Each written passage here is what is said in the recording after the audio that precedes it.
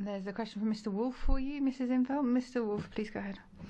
Thank you, Mr. President. Mr. VELD, you have said that this Parliament has failed to implement measures to protect its citizens, and that what we must do is join the dots in order to do so.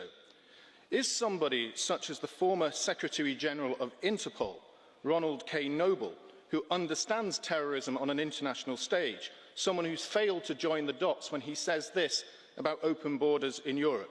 Europe's open border arrangement, which enables travel through 26 countries without passport checks or border controls, is effectively an international passport-free zone for terrorists to execute attacks on the continent and make their escape. Has he failed to make the dots, or is it you? Mr. Woolfe, first of all, I did not say that this Parliament has failed to implement.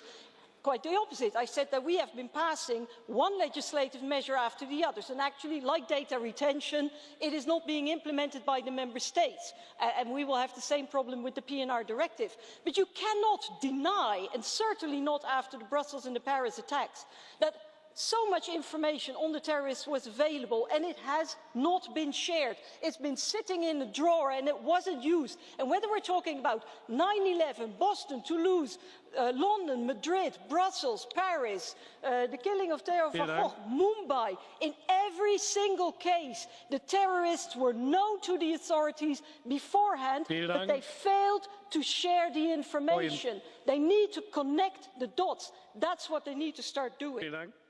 Das Wort hat jetzt für die